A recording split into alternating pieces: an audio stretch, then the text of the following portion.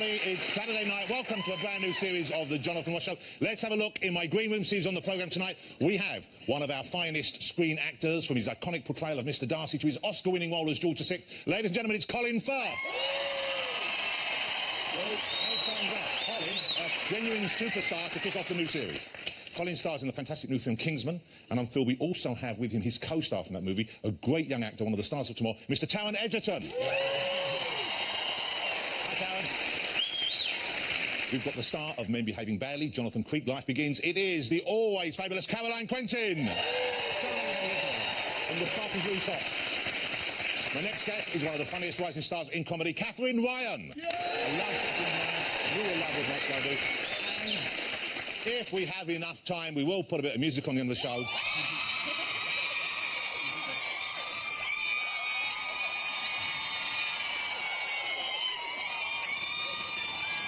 Well, unfortunately, thanks to that screaming, we probably don't have enough time now.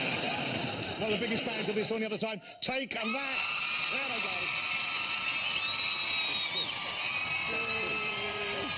And have a little self-respect. And later on in the programme, you'll get the chance to vote one more of them off. So there's no doubting, I think, the most successful touring artist at the moment in the world. No, not them. No, not them. Not you boys. Yeah, they're big, but they're not this big. This is the biggest star in the world right now. This is the man. Look at that. The Pope, there he is at a service in Manila, attended by 6 million people. Gary, what's the biggest crowd you've played to? A couple of hundred. Yeah. Shall I tell you the Pope's secret, if you don't mind? Please. He only plays the old stuff, doesn't do any new material. Although we found some footage that proves he does do the occasional cover version. I got the vista of pure emotion. I got the head of shattered dreams. You got to leave it. You got to leave it all behind now. Whatever I said, or whatever I did, I did not mean it. I just want you back for good. I want you back. I want you back for good. You see, that's actually done. Let's get my first guest out, ladies and gentlemen. He's an Oscar winner, a multi-BAFTA winner. He is the effortlessly charming Colin Firth. Here he is.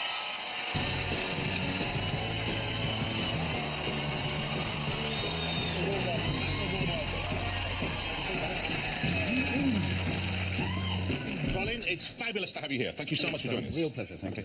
Well, here's the thing. Let me start by just asking you something. It's Oscar time coming up. They've named the nominations, of course. You won the Oscar, and I'm sure everyone knows this, for the King's Speech a few years back. So belated congratulations for that. Thank you. An incredible performance in a wonderful film. How is that on Oscar night when you're there, not knowing in advance, then winning? What's that evening like to experience? Yes, it's, well, you're in a minority suddenly as a winner. Because I've been there the year before as a loser, and it's a much bigger party. Because you're among the 80%, you know, not the 20%. Yeah. And there's a real solidarity among people who are commiserating with each other. And so there's a little bit less hatred when you're one of the people that didn't pick something up. So in a way, on the evening, it's better to lose? For that night, it is, yeah. Yeah, you can lick your wounds the next morning. Yeah. Can you do that? I've tried. I can't reach. I don't know. Well, we all have wounds in different places. Of course, you were playing the Queen's mother. Did you ever find out what the Queen's father? I'm sorry, that would have been That's a film I want to see. Yeah. You've obviously got intel. Did you ever find out what she thought or what the family thought of that performance? Not directly, no. I ran into somebody who was distantly connected to the royal family while I was on a treadmill in a gym. And it's not the best circumstances to really have a conversation and process the information, but I was assured that it was well received. This year, the Oscars, of course, it's kind of like Harrow versus Eton. We've got Eddie Redmayne, we've got Benedict Cumberbatch. You've got two of the, fine young actors, representatives, and I'd always assumed that you came from that kind of background as well. You and a great many people. No, I was state educated.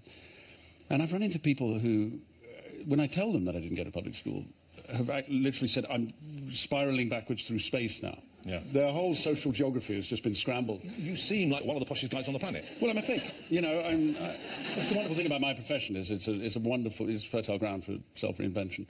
But I didn't really do it on purpose. I mean, I was, I had to adapt. I came back from Nigeria and I went to a school in Essex, and it was the first time I'd realised that people my age I'd met people my age who didn't sound like my parents. Yeah.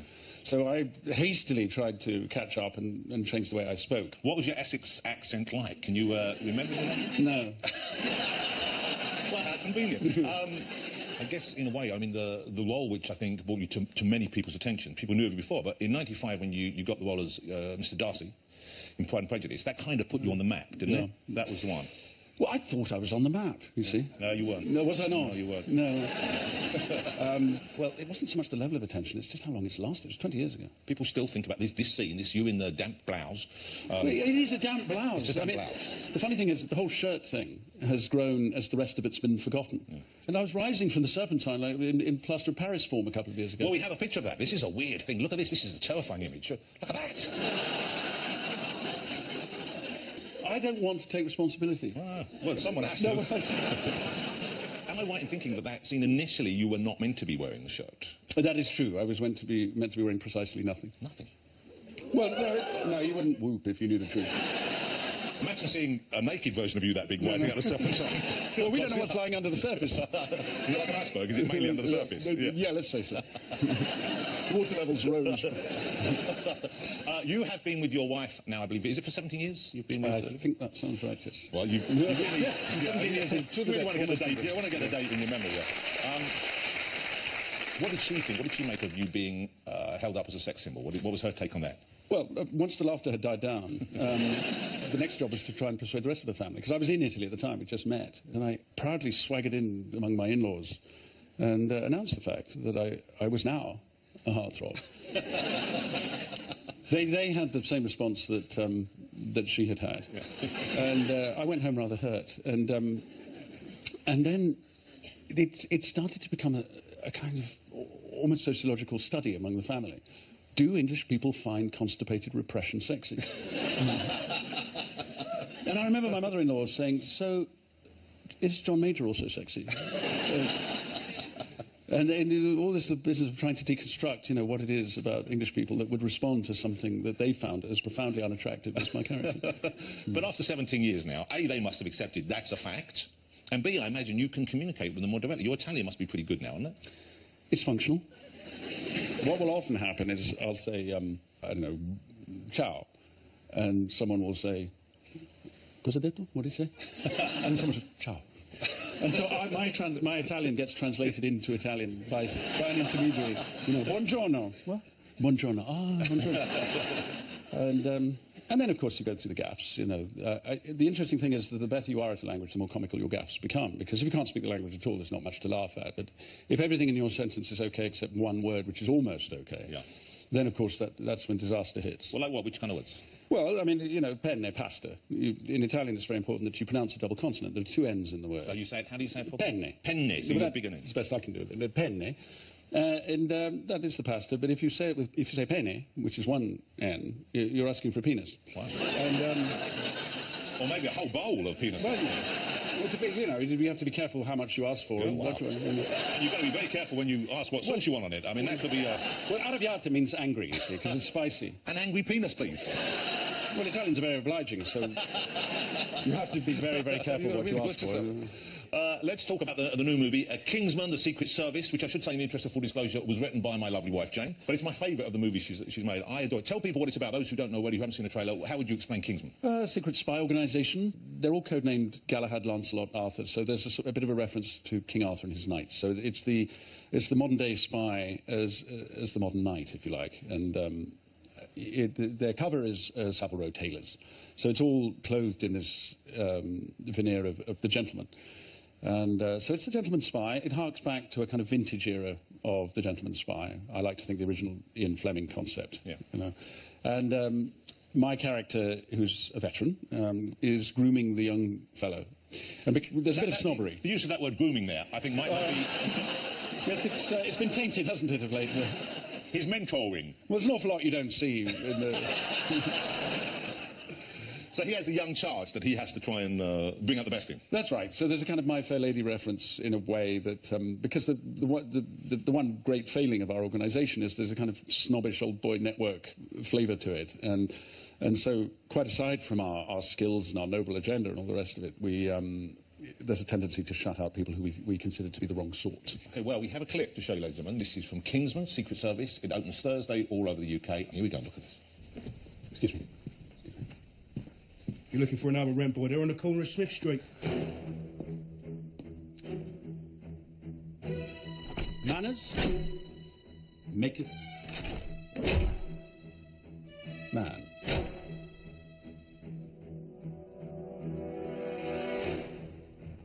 Do you know what that means? Then let me teach you a lesson.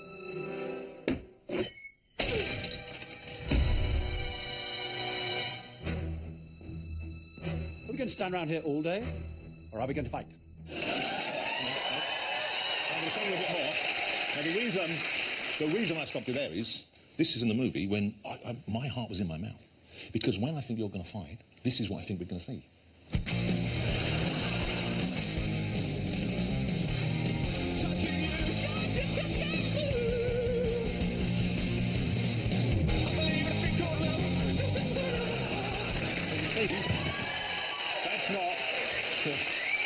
That's not what you need in an action film. I don't see the difference. Okay, I'm going to show you the difference. This is, we're going back to Kingsman. This is how it plays out. Look at this.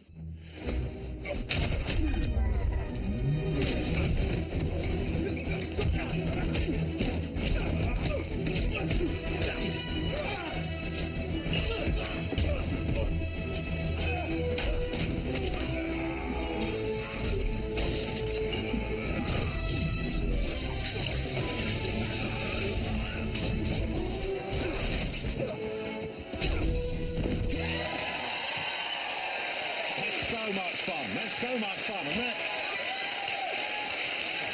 You see, in my mind, they were all Hugh Grant. It was round It's two. been a long time for payback, yeah. But do you, joking aside, do you, when you've done that kind of training, and obviously that's choreographed, but when you've got yourself in good shape and you've done those sort of, and you've learned how to dodge and parry, do you ever feel like maybe this could benefit me in real life? Does that enter your head? No. Well, I mean, I had an encounter when I was actually, while I was training for this, I'd done months of this. We're doing 3 hours a day every day for months, 6 months or something.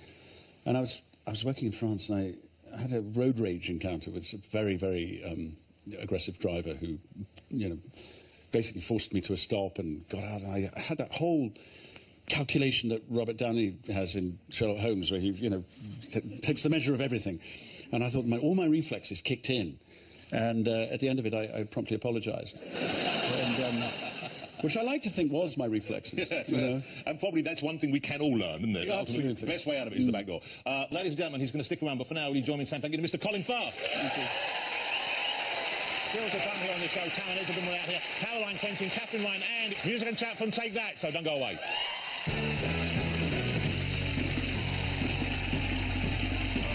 Welcome back, ladies and gentlemen. Mr. Colin Firth is still here. He's going to be here for the whole show.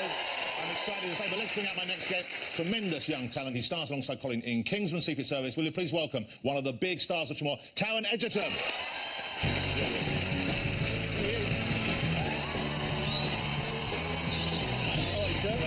Thank you, mate. I think you know each other. That's nice. That's a nice. I'm still talking. Please sit down. A very warm welcome, despite the fact no one knows who I am. Yeah. Not for long, though. Great performance in the film. Really, thank you, mate. Genuinely knocked out. And you play the kind of street kid who is taken under Colin's character's wing. And the accent you get, right, but you're sort of Welsh, but you weren't born in Wales. Is that right? Yes. That was a Pavlovian reaction. All it takes is 3 Welsh people to sound like 300. That's all I know. Yeah, my parents are actually... My grandmother was Welsh, but my parents are Liverpudlian. So you consider yourself Welsh, do you? Through and through, absolutely, yeah. You speak any of the Welsh language? A bit of the old lingo. It's not as good as it once was, but I get conversational Welsh, yeah. And do you enjoy speaking it? I do. It's a beautiful language, and it's a great pleasure to speak. What would be a useful phrase for me or for Colin or anyone else watching to pick up, to make the Welsh people embrace us? OK, so for you could say... OK, fy enw I... Fy enw I... Ydy Jonathan. Ydy Jonathan. Croeso i'r sioe. Croeso i'r sioe. Hello, my name is Jonathan. Welcome to the show. That's very nice. Thank you very much indeed. Hello, Wales. But you were in Aberystwyth.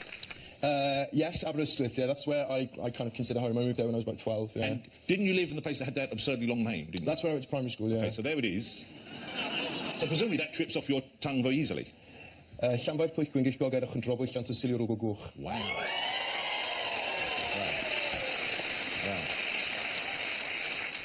We'll move on from Wales. Let's move on from Wales before I embarrass myself any further. Okay, no, you haven't at all. So this is, am I right in thinking, I mean, and this is what a daunting prospect I would have thought this would be for a young actor. This is your first sort of acting job in a movie. Yeah, absolutely, And you're co-starring with Colin and Sam Jackson. I know. That must have been pretty terrifying, or was it not? No, of course. I mean, the pressure was and is monumental, but, you know, when you're working with blokes like this man to my left who are incredibly nurturing and encouraging and supportive, they do a lot of the work for you, really. That's so nice. So they went out of their way to make you feel at home? And... Absolutely, yeah, absolutely. Colin, I hate to say it, ladies, and some men, he is every bit as perfect as he seems. Wow. No.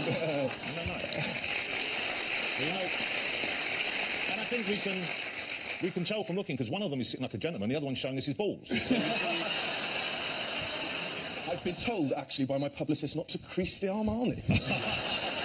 See, so that's going back to the soul, is it? Yeah. I was taught by my maiden aunt how to say So you're 25, is that right, Tom? I am 25. Wow. So this is an exciting time in your life. It's crazy, yeah. It's, I mean, it feels like last week that I was working in Peacock, so, you know, to be here with your good self is something of a thrill, yeah. How did you find, as a young man, I mean, Colin was talking about the workout you had to do in the preparation, did it come easier to you, do you think? Did you have to work just as hard? God, no. I like beers, pizza and television, so, I mean, to have to whip myself into that shape, it was, I mean, it was great fun, and you can't actually perform those stunts unless you are at a certain level of physical fitness, but, yeah, it was tough going. It's like an homage to the early Bond movies, isn't it? Were you a fan of those? Did you see them even? Because you're just a baby, really. Have you heard of James Bond? Do you know what I'm talking about? Middle-aged people do this. They presume. Right.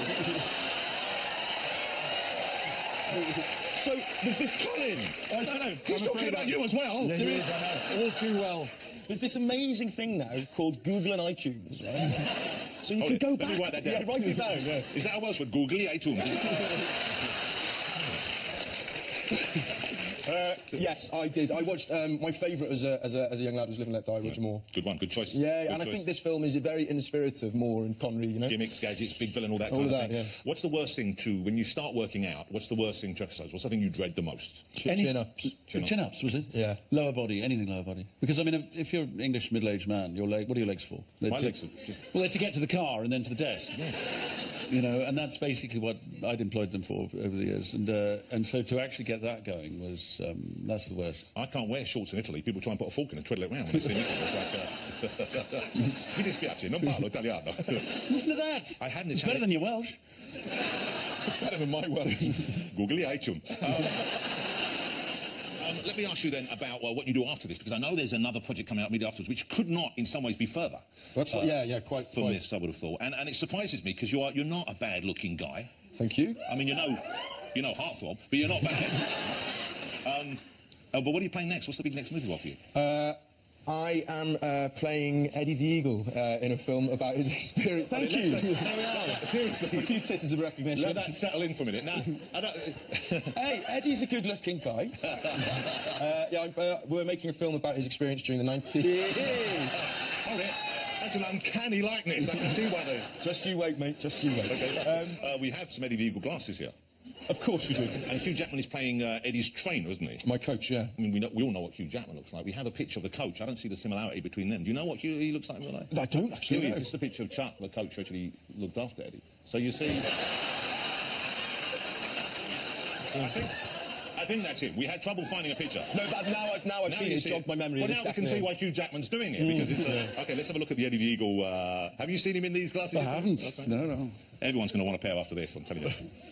OK, so shut your eyes for a minute. Remember, this is, when was it, 1990? When did this happen? When did Eddie the Eagle? The year before I was born, 88. Oh, rub it in. So, 1988, this was our great Olympic hope at the Winter Olympics. Right now. That's pretty good. That's pretty good. You've got a similar shaped head. Oh, well, thank you. Lovely. That's pretty good. Well, congratulations. We'll look forward to that. Can you ski? Not that was really a problem, because I don't know if Eddie was... We're all working on it at the moment. Don't fear, we'll be all right. So you're trying to ski. Colin, you must be able to ski. I conquered the Bunny Hill many years ago. Is that a sexual thing? I'm not sure. It might be to you. But at my age, middle age... The thing we should point out, perhaps, is you really started acting and you kind of burst on the scene about the same age as Town is now. Is that correct? You were in your... Well, I don't know if I burst on the scene.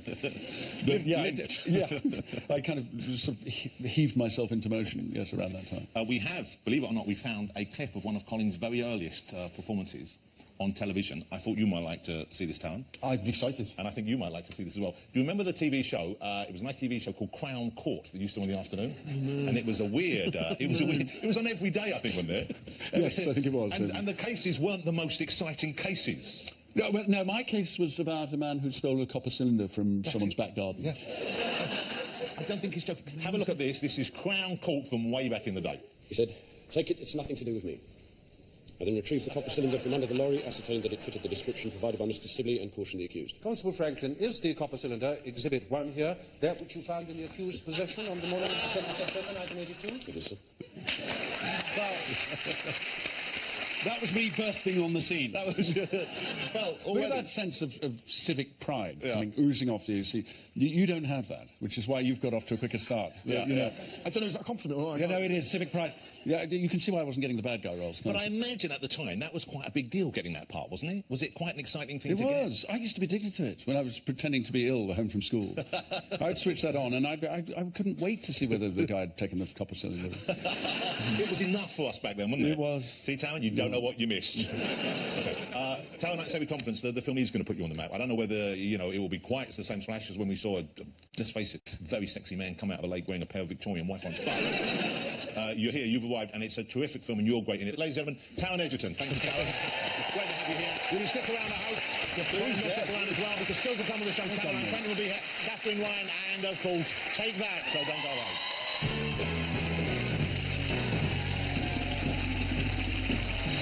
Welcome back. Let's go to my next guest right now. This is one of my favourite actors from Men Behaving Badly, Jonathan Creek. She's about to start on stage in an adaptation of the classic novel The Life and Times of Fanny Hill. Will you please welcome Caroline Quentin?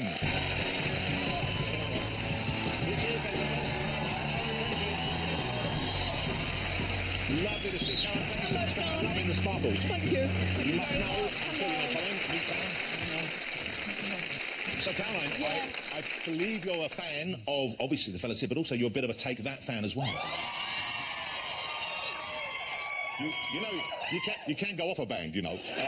How is it mingling with the fellas backstage? You enjoy that? It's great, actually. It's really great. They hold quite a special place in my heart, because when I first met my darling husband, Sam Farmer, he had not really long been out of a rugby club, and when they were on tour, the rugby boys, all 6'8", big cauliflower ears, used to learn a Take That number, and then they would go to a club in Leicester or Bradford or wherever it was, and they would take over the entire floor to try and pull girls, and they used to do Relight My Fire. Yes, I know, it's marvellous, isn't it? And when I first met Sam, he told me that bit of information. I was quite impressed, and so before I'd let him do special cuddles with me, I made him do Relight My Fire with no clothes on. Well, that'll get you... I'm sorry, Sam, he's going to be very cross with me. You know, that's interesting, because when Gary said he wanted to do my show the first time, I made him do Relight My Fire with no clothes. It's worth it, isn't it? No, that wasn't. No. Exciting news that you're back on stage. And Yes, you're back I on am, the stage here at Bristol Old Vic, isn't it? That's right, first in Bristol, and I'm doing the Life and Times of... Oh, thank you, do come. The Life and Times of Fanny Hill. Okay, well, this was... There I am, look, that's me with the big wig on. That is quite a wig. Yeah. And this was, in its day, a very raunchy piece of work, wasn't it? Yeah, definitely. It was kind of first pornographic novel of its day, really, written in about mid-1750, I think, something like that. And it was banned because it was obscene. And it's a series of sexual adventures of young Fanny Hill.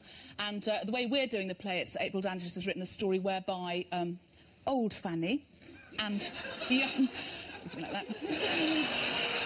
I was saying old Fanny to this young man. Honestly, he'll take any Fanny he can get, I imagine. I mean, he's 25, he can't believe he's not. So thank you. So there are two Fannys. Obviously, I'm not going any better, is it? There are, yeah, so Fanny Hill. Oh, this is going to be difficult. Fanny 1 and Fanny 2. Yes, there's an old Fanny and a young Fanny. I play the old Fanny, thank you. And the story is told of Fanny's adventures, really, from the time when she was a young working girl to when she's an older working girl. Can I just say, will you grow up? This is a work of literature. No, but Jonathan, this is exactly what we're like in rehearsal. None of us can say anything to anybody. And the minute someone says Fanny, we all go into creases and we have to stop. It's pathetic. Okay. Well, I'm going to read it now. We've got some quotes here. I couldn't believe how it is really full on. Properly rude. Have you ever read it, Colin? I don't think you have. I have not. No. I'm certainly going to read it now. I will give you a quote from this. Here you go. Colin, why don't you read them? Because you've got a... Because it won't stand... If I do it, just choose one or two. Because if I do it, it will sound sleazy. Can I say I haven't got my glasses on? Okay. Do you want to buy any vehicles?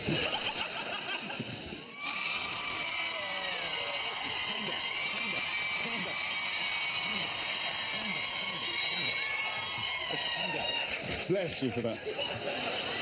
Put another patch on and calm down. Then, being on his knees between my thighs, he drew up his shirt and bared all his hairy thighs and stiff, staring truncheon. Goodness me. Wow. Number 2. We could observe pleasure lighten in her eyes as he introduced his plenipotentiary instrument into her. Yeah. Wow. Number 3. You're making it sound like a tax bill. You know what we used to do? When we had those stories in the porn mags going around the school when we were 14, Yes. we used to read them out in that Monty Python voice. Which one? Well, it was the one that then being on his knees between my thighs, he drew up his shirt and bared all his hairy thighs. I'm going to do it like that. I'm going to do it like that. You don't want any more. No, that's more than enough. I'm taking that home. Yeah. We'll read that later. And they're singing on stage as well. It's not a musical as such, is it? It's not a musical, but we are using lots of traditional songs of the period. Right. So we're dancing and singing and playing drums, and there's all kind of cavorting. Can you get me an idea of the lyrical content, or what kind of... One line is, one word from you more, and because I'm a whore, I'll kick your ass over both steeple. Wow, that's pretty good, isn't it? Yeah. And the next line is, it goes, we light my fire. Okay, but you started out on stage. I mean, I know you for your TV work. Yeah. Primarily, but you started out on stage in the first place. Do you get nervous stage performer? Are you nervous going back on stage? Yeah, I do. I mean, I was in the West End last year. I did 2 different shows last year, one a musical and one a play, and I do suffer from nerves still. I still get quite ill before shows. I still suffer from kind of sickness and stuff before I go on. But for me, it's about conquering that first night and getting through and kind of meeting an audience, you know, really feeling like you make a connection. I love that part of it. I like hearing an audience laugh, and I like being with them and feeling we've shared something, yeah. Colin, I know you've done stage work over the years, not for a while now, I guess, but were you a nervous performer when you were on stage? Did you used to suffer from nerves at all? Oh, yeah. The last time I was on stage, which was quite a few years ago now, I had a complete meltdown. I mean, on first night, I was sharing a dressing room. It was the Donmar warehouse. It was very tiny. And I just needed a moment to breathe. And I thought, where can I go that's alone? And the Donmar warehouse has no stage door, so there was a fire door, a fire exit. So I went out there just to breathe 10 minutes before the show, and it closed behind me. But I had to go around the front on the first night and push my way through the first night crowd, all the very people I was most terrified of. And then pound on the pass door to beg to be let back in. And then the next thing was just someone pushed me on stage. But in a way, maybe that helped, didn't it, on that night? Maybe that... I think if I'd been left alone, we'd be reading stories in the press about how it was last seen in Antarctica. All right, so how long are you on stage? How long are you doing Fanny Hill for? We've got 4 weeks booked in Bristol, and then I think possibly it'll find a home elsewhere. So maybe come to London or go elsewhere? Yeah, hopefully. OK, that starts on the 5th of February at Bristol Old Vic. It sounds like it's going to be so much fun. It will be fun. OK, I really look forward to seeing it. Ladies and Thank gentlemen, the fantastic Caroline Quentin. OK, Caroline is going to stay with us. Still to come after the break, fabulous comedian Catherine Ryan will be out here. And Take That will be chatting and performing live. See you in a couple of minutes.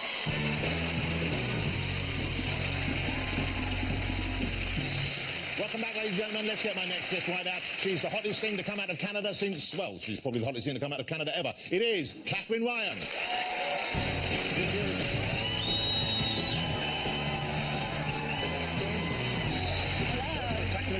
Thank you. Come on in. Hi, nice to see you.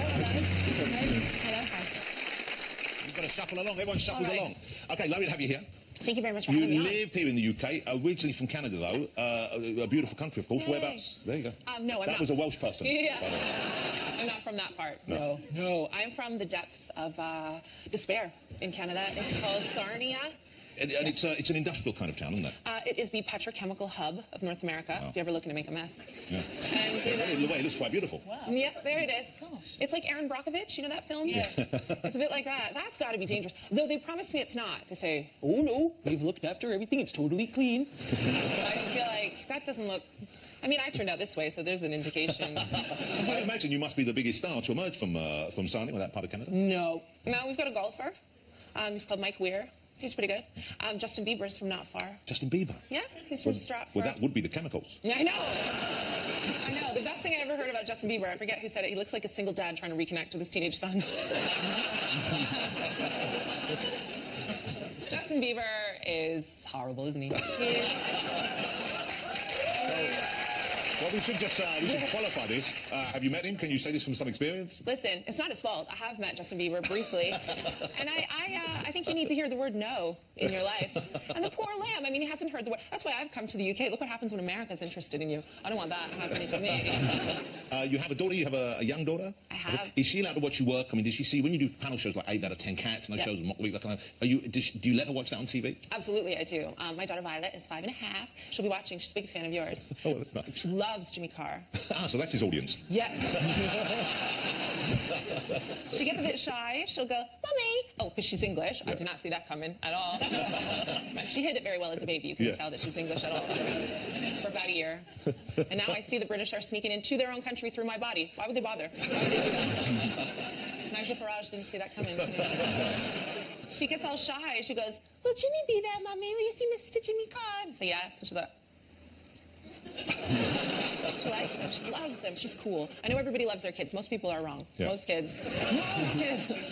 When you're touring, do you take her with you on tour? Can you take her with you on tour? Or do you stick close at home? What do you do? Yeah. Well, when Violet was a baby, it was really easy to take her absolutely everywhere. You just strap them to you and be off. Yeah. And the first time I had to do a gig with her, she's 21 days old. Wow. And I had ill-advisedly taken her to Latitude Festival. I didn't know that it would be difficult to have a newborn. I wasn't on the blogs. I brought her on stage in the carrier, and I didn't have any material about being mum, so I just didn't mention it. I just had this very small, like, infant just hanging off me, and I was like, what's the deal with Cheryl Cole? Yeah, I just went on. I know. What's your tour about? Because the title of your tour is Glam Role Model. This is the tour you're on right now. What is it? Is it about one thing, or is that just a cute title for it? It's about a myriad of things. I talk about glamour models, yeah. Glamour model, yeah. Right, babes, right. I talk about that culture. I talk about celebrity a lot. And I love the UK tabloid culture. It takes someone to spin it around and talk about it, but I just think it's so fascinating and it's fun and it's really inspiring. So what do you like about it then? What do you focus on? Well, Cheryl Cole, for example. Yeah. Oh, you love her, don't you? You love her. You absolutely love her because she's gorgeous. Isn't she gorgeous like a baby? Gorgeous. I know I can't do a dirty accent. I don't care. That was a better Cheryl Cole than she does. Nah. Although she's Fernandez Fafini now. So yeah. Nee Tweedy. I mean, she's got many names. Have as many husbands as you like. Just don't get upset when we can't remember all your new names. We don't have that kind of thing in Canada. We've got bears. Yeah. And would you go back to Canada? Do you miss Canada? Is there part of you having been born there? Do you think, okay, one day I'd like to return to my native soil? No. I'm very proud to be Canadian. Everyone's happy to see you everywhere in the world that you go when you're Canadian, but I don't want to live there. But I went to Canada. Canada was like a kind of half-assed England. I mean, you still got the Queen on the coins, and there's Queen Elizabeth Expressway. And oh, I love the royal family. I'm so glad to be here amongst the royal. I might meet them. Certainly, Mr. Colin Firth, you've met the royal family. I've met members of the royal family, yes. I've met a lot of members of the royal family. Prince Harry? I've not met Prince Harry. I've met Prince Harry. The Duke of Cambridge, gentlemen. I won't tell you what I'd do to that kid, but there's no military training in the world that could prepare him for it. So you're like a ginger-haired youth? He's the most successful change-of-luck story of a ginger orphan since Annie.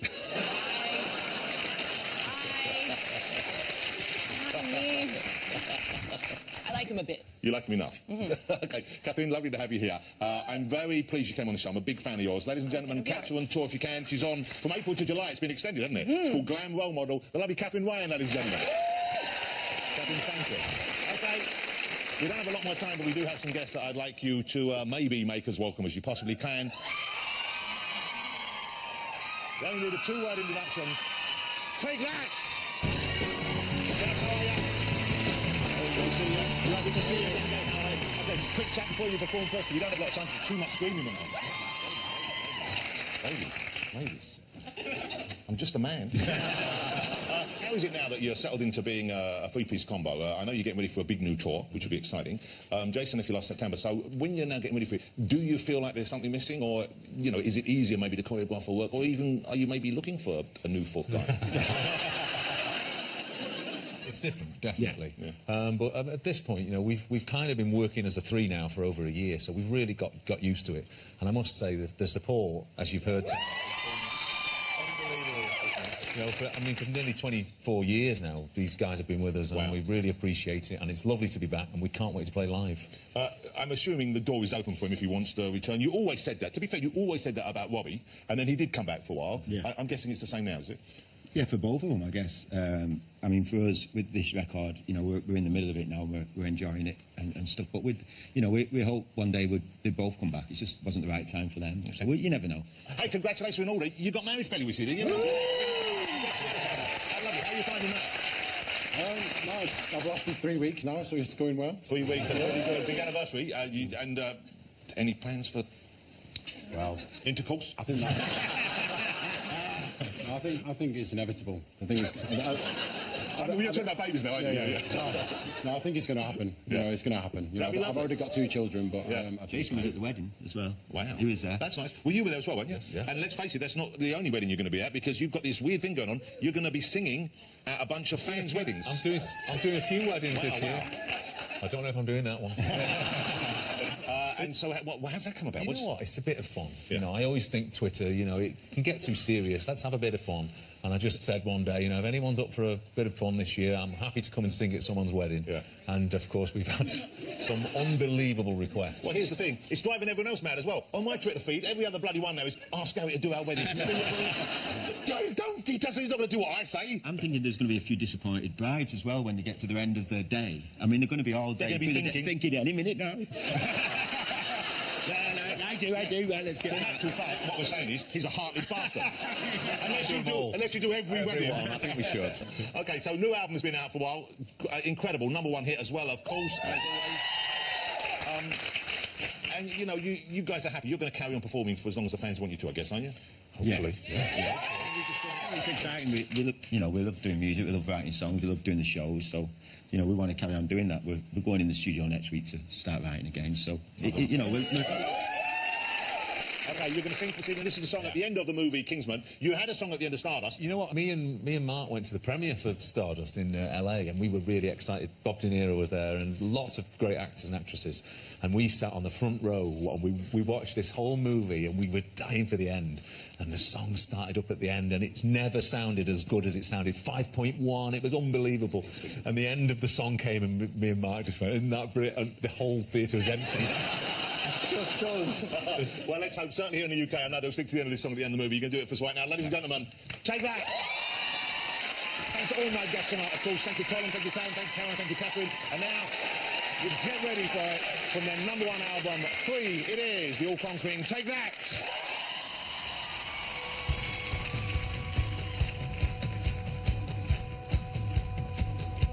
Get ready for it.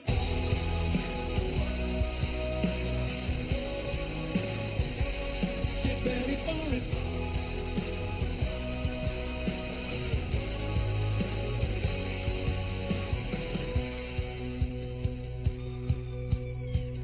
You said whatever you put out there is gonna come back. You said whenever you were ready, just let it out.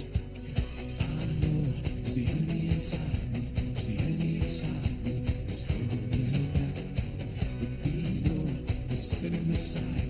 something in the silence. Get ready for it.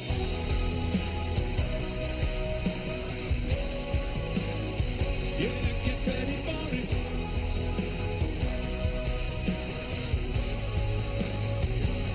You said there's only one place left to find. Together we can save the world tonight. Get ready for it. You said every life is a lesson. You're a fool or a kingsman, 'cause only you know.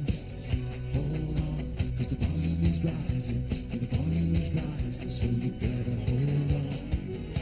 The night is young, until it's over, The night is young, the night is ours, until tomorrow, Get ready for it.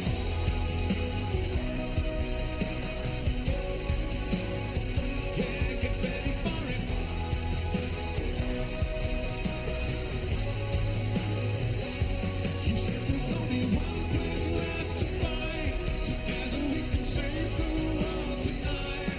Get ready